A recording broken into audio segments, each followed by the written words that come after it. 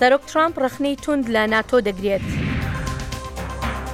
لە کۆنگرێسی وڵاتە یەکگرتووەکانی ئەمریکا سەرزەنشتی ڕەجەب تەیب ئەردۆغان سەرۆکی تورکیا دەکرێت.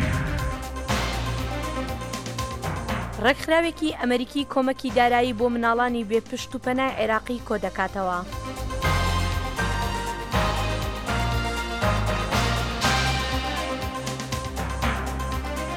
سڵاو بەخێر بێنەوە بۆ بەرنامەی کورد کۆنەکشن.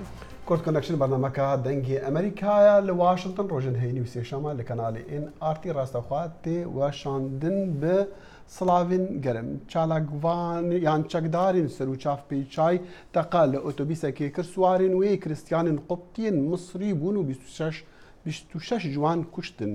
ئەو ڕدان لە باشووری پایتەختی مسری قومی تێدا 25 دیژی بریندار بوون.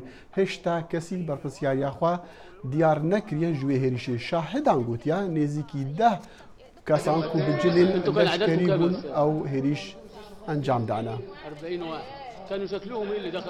سەرۆک دۆناڵد ترامپ ڕۆژی پێنجشەمە جارێکی تر ڕخنەی توندی لە هاوپەیمانانی ناتۆ گرتەوە بۆ ئەوەی کە پارەی پێویست تەرخان ناکەن بۆ بەرگری و هۆشداری و هۆشداریدا هێرشی زیاتر هاوشێوەی ئەوەی ئەم هەفتەی مانچستەر ڕوودەدات ئەگەر هاوپەیمانان کاری زیاتر نەکەن بۆ بەرەنگاربوونەوەی داعش.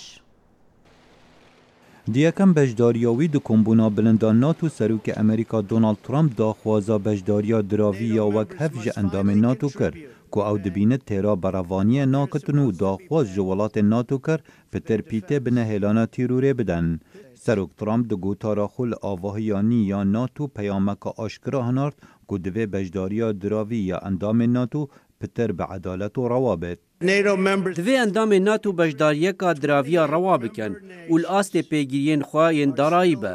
Lê 23 ji 28 welatên endam hêşta diravê pêdivî nadin.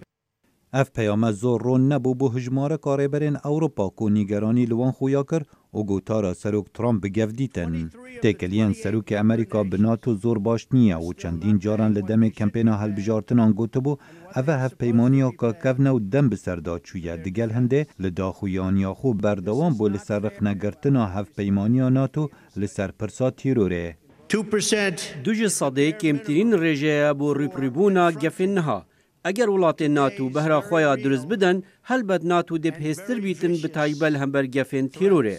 Li ser daxwaza Amerîka Sekreterê Giştî NATO bejdariya neleşkeriya hevpeymaniya NATO di şerê dijî Daişê ragihand. Ev pêngava peyameka bihêze derbarê yekhelwîstê Amerîka û Ewropa bû nehêlana tîrorê. Her wiha em rêkeftin li ser berfirehkirina piştevaniya hevpeymaniya nêvneteweyî dijî Daişê û NATO dê alîkariyê li nexşên çavdêriya taybet û haydariya pêşwext biket.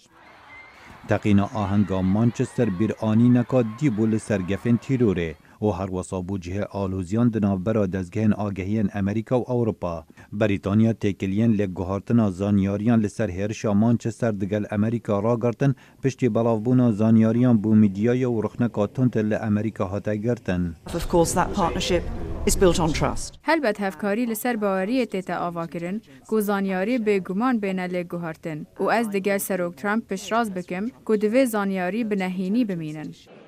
Li geşta deh rojan ya Serok Trump li dervey welat destkeftiyên baş bi dest xistin. Li demê di nav Amerîka rêveberiya wî ya rêpirî çendîn alozyan wekû destêwerdana Rûsya di helbijartinên Amerîka dibit û niha FBI pêdaçûnê li ser rolê Jared Kushner şîretvanê bilindê Koç Gaspî û zavayê wî dikit herçend de ew rastaxû nebûye armanca lêkolînê. Xalid Fettah, Dengê Amerîka. û polîsê Brîtanî zelamekdî girt bi tawana peywendiyê bi êrişa şeva dûşem li Manchester ew dibe bergumanê dehê bêgirtin. Polîsan îroyînî ew zelam li Moss Side girt berîhîn niha jî heş zelam û jinek hatibûne girtin. Ji bilî wana jî zelamek û jinek hatin azadkirin bêyî ku tawan li dijî wan hebe. Teqîna xwekujiya şeva dûşem li Manchester 22 kes kuştin. Serokwezîra Brîtanya Theresa May dibêje ew êrişek bedkar e zarokan bike armanc. Niha polîsên çekdar çavdêriya mîtro û trênan dike li seranserî Brîtanya. Ev e yekem cara li Brîtanya rewşa ewlehiyê digeha vî astê bilind. کۆمیتەیەکی ئەنجومەنی نوێنەرانی ئەمریکا ڕۆژی پێنجشەمە دانیشتنێکی تایبەتی لەسەر توندوتیژەکانی پاسەوانەکانی ئەردۆغان دژ بە خۆپیشاندەران لە واشنگتن ئەنجامدا و تیایدا ڕخنەی زۆر لەو کردداری پاسەوانەکانی ئەردۆغان گیرە. سەید ڕەزا دێرسیمی یەکێک لە خۆپیشاندەرەکانی کە بریندار بوو ڕایگەیاند هیوادارە هەموو جیهان کردەوەکانی ئۆردۆغان بە چاوی خۆیان ببینن. ئەو گوتیشی ئەگەر ئۆردۆغان لە ئەمریکا ئەم کارە لەگەڵ هاوڵاتیانی ئەمریکیدا بکات ئاخۆ دەبێت لە تورکیا چی لەبەر هەڵستەکانی بکات. ڕێبەرانی کۆنگرێسی ئەمریکاش ڕایانگەیاند توندوتیژی دژ بە خۆپیشاندەرانی بە ئاشتی لەلایەن پاسەوانەکانی سەرۆکی تورکیاوە هیچ پاساوێک هەڵناگرێت و ئەمەش فشاری برد بۆ بەڕێوەبەرایەتی ترامپ کە وەڵامێکی تونتری هەبێت. ئازیزان هەر سەبارەت بەم دانیشتنەی کۆمیتەی تایبەتی سینات ئێستا هاوکارمان بەڵێن ساڵحمان لەگەڵدایە. بڵێن ئایا ئەمە هەر دانیشتنێک بوو بۆ باسکردن یان دانیشتنێکە ئەنجامی تریشی لێ دەکەوێتەوە؟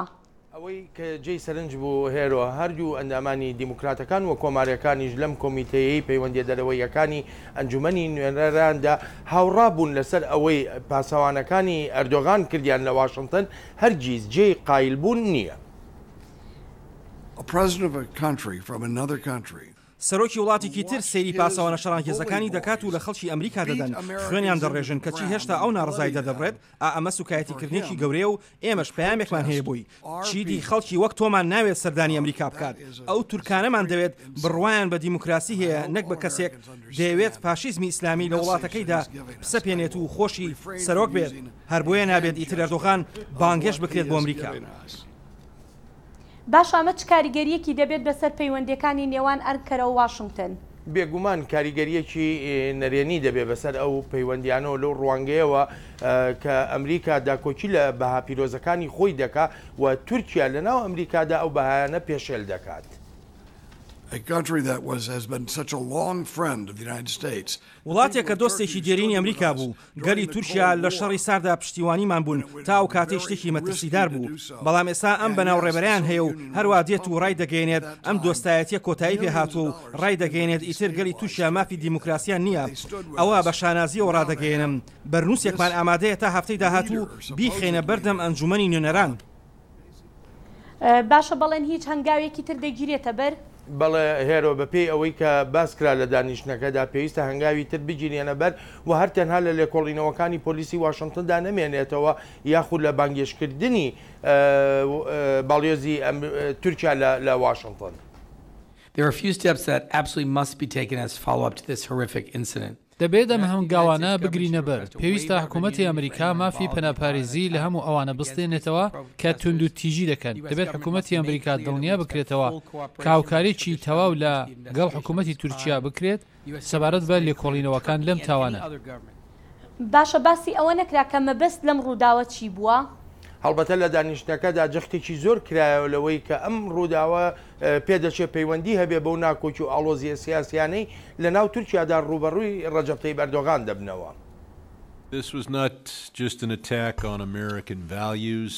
ئەمە هەر تەنها هێرشکردنە سەر بەهاکانی ئەمریکا نەبوو یان هەر تەنها هێرشکردنە سەر بەها نێونەتەوەیەکانی مافەکانی مرۆڤ نەبووە بەڵکو هێرشکردنە سەر سەروەرەکانی ئەمریکا بووە. ئەمە شتێکی بەمەبەست بووە چونکە ئەردۆغان بڕوای وەها بووە لە تورکیادا لە ڕووی سیاسیەوە یارمەتی دەدات. ئێمە دەبێت بۆ جیهانی بسەلمێنین هێرشکردن لە ناو ئەمریکادا هەروە بەبێ بەرەنجام نابێت. باشە بەڵێن باسی پەیوەندیەکانی نێوان تورکیا و بابلین واشنگتنمان کرد بەڵام ئەی هیچ باس لە بابلین وەکو ئەندامێکی ناتۆ چ کاریگەریەکێ بێت بۆ تورکیا باز لەوە نەکراوە؟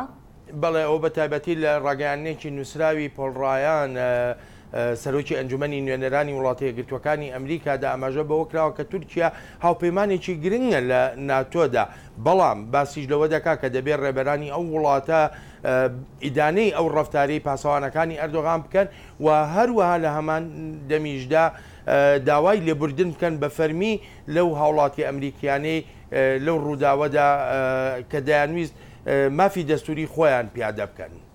بەڵێ باشە بەڵێن ساڵح زۆر سپاس دەکەین. زۆر سپاس بۆ تۆ. پشتی ji Daesh hatî azadkirin li taxê Gugcelî li bajarê Mosulê jiyan hêdî adetî dibe lê xelkê wê dibêjne peyamnêrê dengê Amerîka hişta asteng gelekin xizmetên giştî û kar yan bêkarî her berî her tiştiye. Li gelek taxên bajarê Mosulê jiyan asayî bûye û bazar û dukan wekû caran hatîne vekirin û xelek rojane qesta kar û kesabeta xwe dikin. Gogcelî êk ji taxên destpêka operasyona azadkirina Mosulê hat bo rizgarkirin û niha bazarekê berçav bi xwe vedgirîtin. Belê hawlatî wesa diyar dikin ku fere pitir pîtedan bi xelkî bihêtekirin û derfetên karî بۆ بهێنە دابینکردن. الأمان 100% الحمد لله بس الحركة ضعيفة. ویره امناهی هی سوپاش بو خوده بله کار گلک لاوازه جان آسایی بویا امش کار خواه رازینه خلق تینه بازاری و هاتنو چون هیه. جیان آساییه، آسایش هیه، اولهیان اجتماعی گلک باشه، رفتار لشکر دیگل ما باشه، روش باشه. هر وسا خلق دبیجن جوازیه که مزن هیه لسردم داعش و نها جبرکو داعش گلک کار قدغه کربون وکو سرتراشخانه و فروتنا جلو برگن آسایی و پیداویستین جوانکاری آفرتان و گلک تشتندن.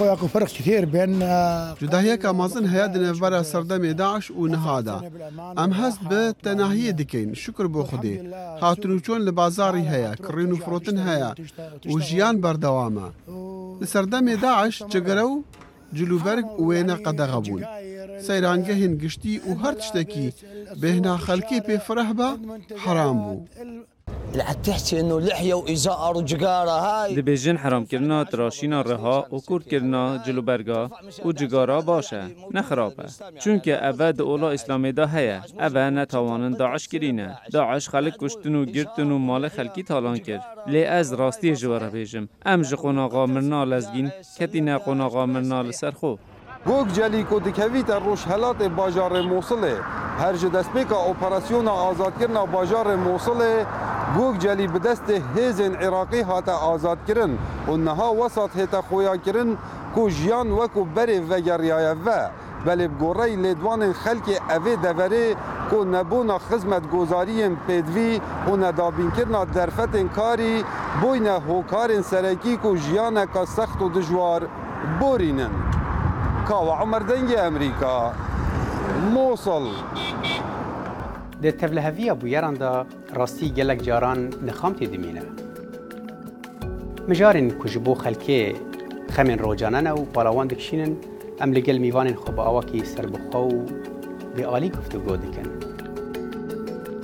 شوپاندنا راستی بریا پاروکرنا بیرو بوچینن جور به جور او بنگه که سرکه براستی جبو آواکرنا پیوندیه که و هروها باوریه لگل تماشاوانان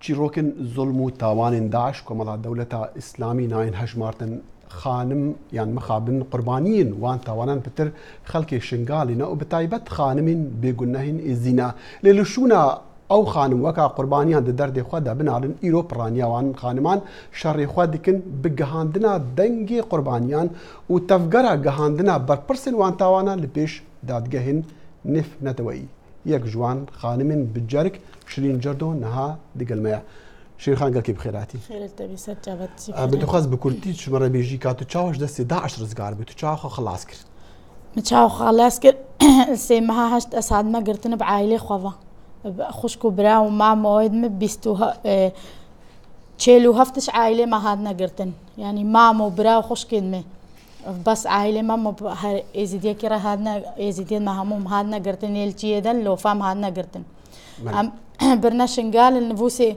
كاتشك همو اش هاتيا زاني بانا كاتشكش عائلة قد كرين بشتي هكا كاتشكش عائلة قد كرين وميرجي همو الحبسي كرين النفوسي دا وام الحوشي دا ونحوشان نفوسا شنقال دا دروجة اسياء وام دروجة ام الورمان ام برنا بادوش ام بيرك وكاتشكيد نيف دا معين نزانين ام برنا بادوش وما تشتكي زلاما نزاني ام برنا بادوش ام هفت روجال بادوش بون ام بشتينجي امش بادوش انينا التلحفر ما انينا التلحفر ام چندكي التلحفر جيمان بشتينجي امش تلحفر انينا قوتن قنتكي كسر محران ئەم ئانینەوە گەلک لور کۆم ببوون لێ شیرخان دەخواست جارێکەشتە پرسم گەلک خانمێت ئیزدی بزیرەک یاخۆ ژیرات یاخۆ بە عقلی خۆ کاری بن خۆ خلاص بکن تا چی کرد هەتا تکاری بخۆ خلاص خۆدێ ئەس ینی محاولەکردن و بەری ئەس عایلا قوت نەکردم برازی خۆم کرا کوڕێ خۆم سەر ناوێ خۆ نویسی و سەر ناوێ کورمامێ من نویسی رسمیوانم پسیگێتە بەیە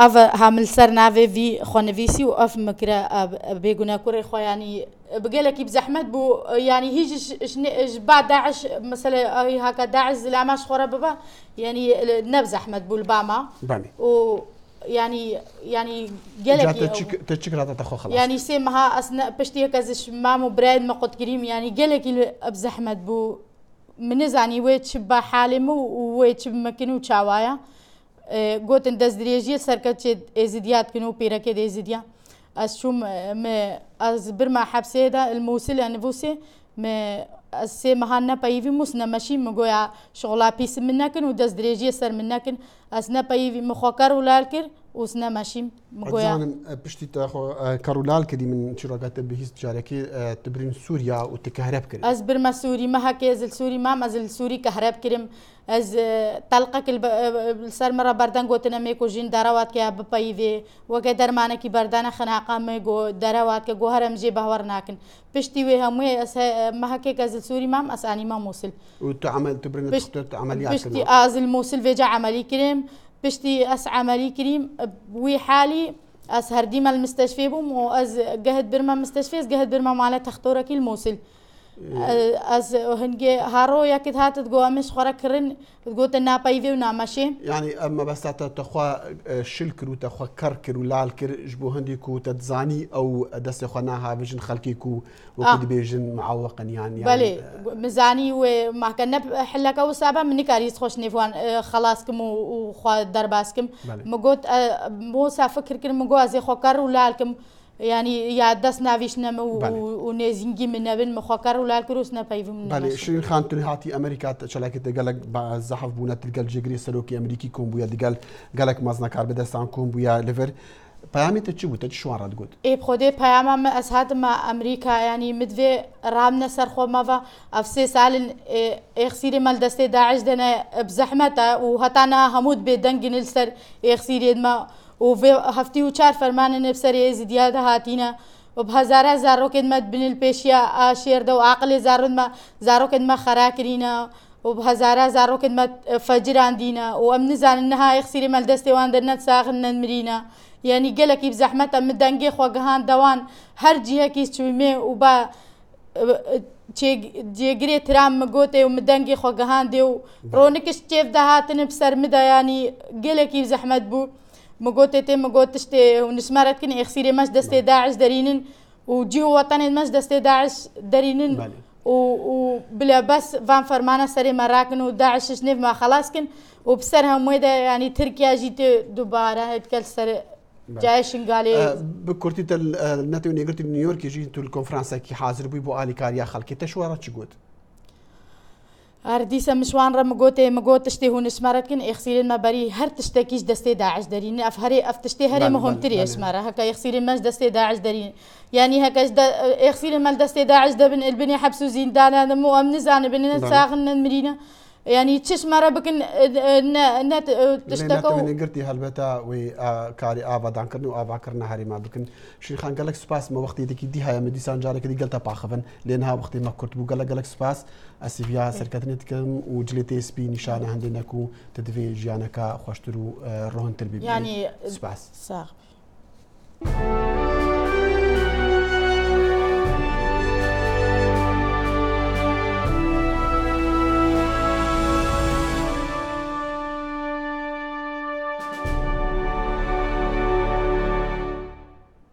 اندامکی کنگرسی امریکی یه کماری آدم کنزگور شروانی بریه لافغانستان و لعراقی باورین خود دال سر شری دیجی تیروری و کاسیاست امریکا چابا جبو ویشری اوی باوری خوجی لسر رفراندوم هریما کردستانی جه کرد کنکشن را دیار دکا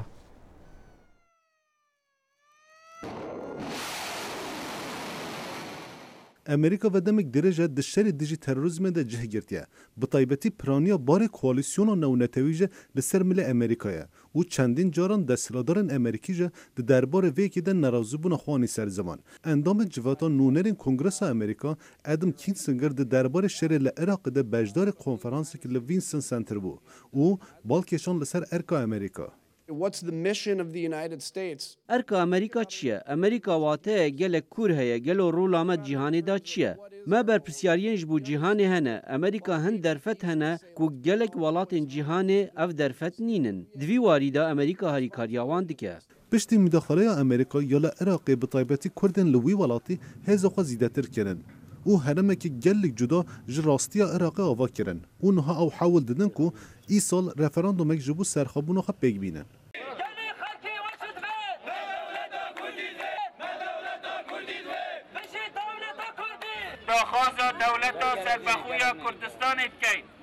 اندام جوات نونران یا کنگرس امریکا ادم کیسنگر د دربار رفراندوم سرخابون کردستان ده نرین خوشدنگ امریکا را پار وکیر و بحثا گرنگی و هزن کردا کرد.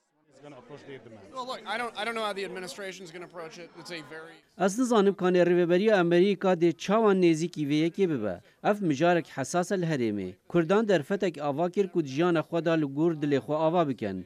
از دکارم بیجم کرد شر داعش دا هزین هری بباندورن. ام ویه که باش دزانینو ام جبیر ناکین. ده همان دبه دا جبیر ناکین کد درجاهی وی شری دا تو لشکرین امریکی لهرما کردستان نهاتی نکشتن. کرد ناو حوالن مین هری گرینگ دانه. بنرینا من دوی کرد بزانن امریکوان فام دکه و جوان حز دکه.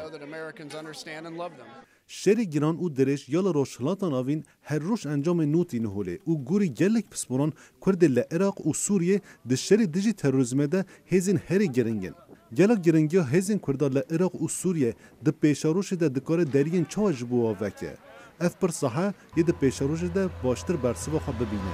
آرام آجار دنگ امریکا. هێزەکانی سووریای دیموکرات بەردەوامن لەسەر ئۆپراسیۆنی غەزەبی فرات بۆ کۆنتڕۆڵکردنەوەی ڕقای پایتەختی دیفاکتۆی داعش لە ئێستادا هاوڵاتیانی سیڤیل لە ناوچەکە دەستیان کردووە بە هەڵاتن بۆ ناوچەیەکی پارێزراوتر. قۆناغا چارەمی ji ئۆپەرسیۆنا غەزەبا فراتê ya ji bo rizgarkirina gundewarên bajarê Reqayê berdewam e û ji destpêkê da ta niha 656 kîlometr çarkûşeyî hat rizgarkirin. Di nav da sib gund û 76 mezrae herwiha gundê Hemret el Nesr yê stratîjîk jî hat kontrolkirin.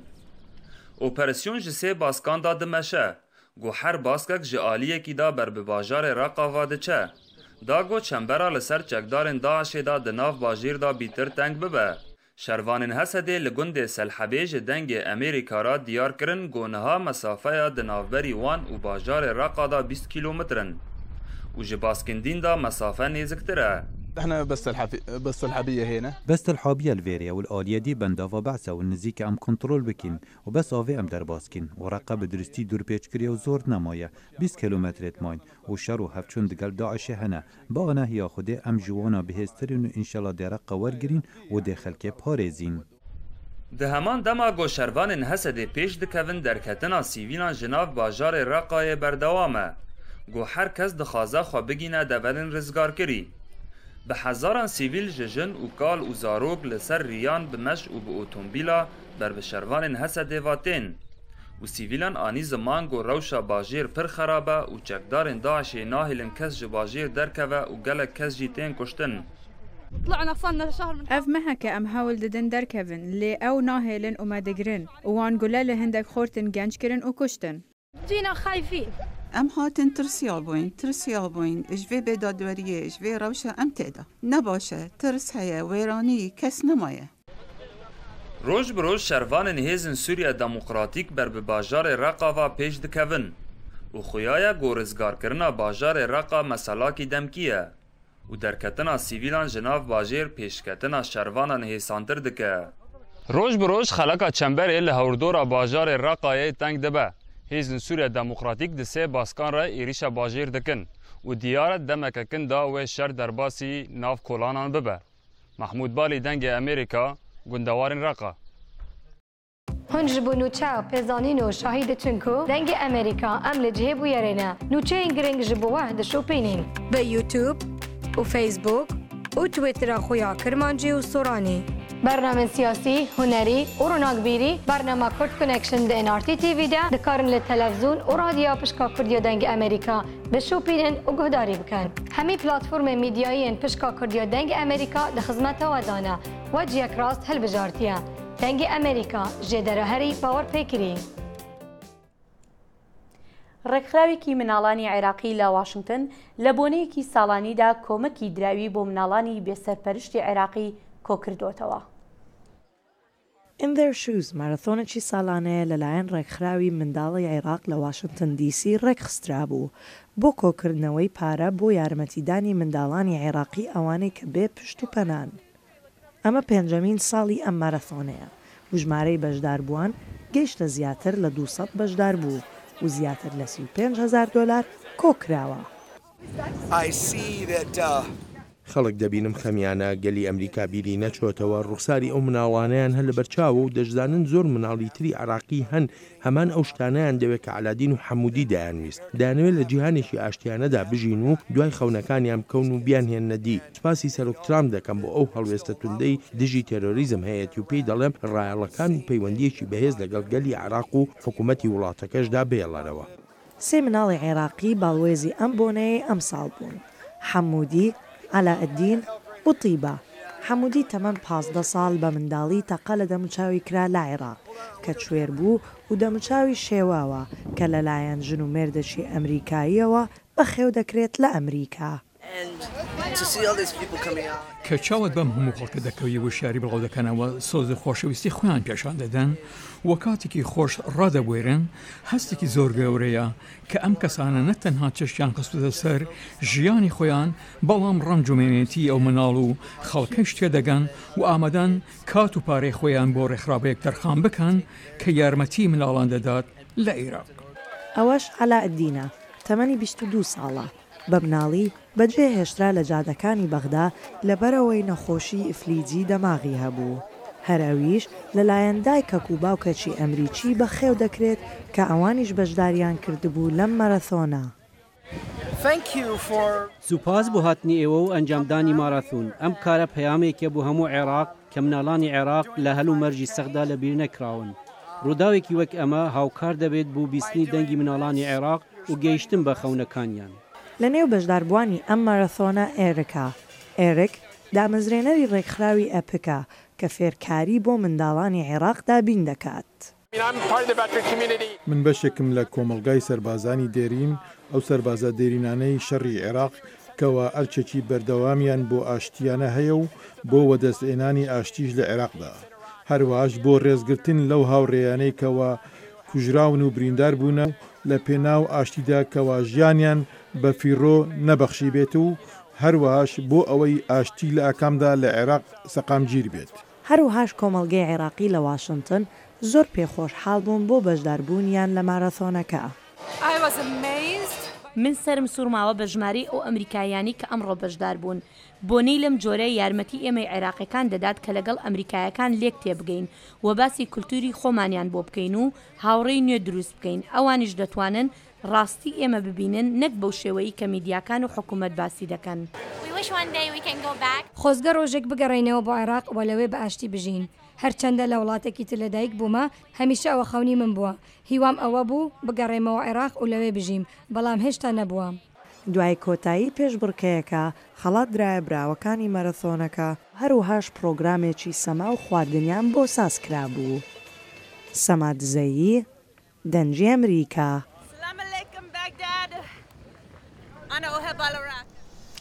بەڵێ خۆشەویستان ئەمەش یەکێک بوو لەو شتە جوانانەی کە با بڵێن زۆر جار بۆ مەسەلەی پارەکۆکردنەوە یاخود هاوکاری لەلایەن ڕێکخراوەکانەوە چالاکی لەو جۆرە لە واشنگتن و دەوروبەری واشنگتن دەکرێت.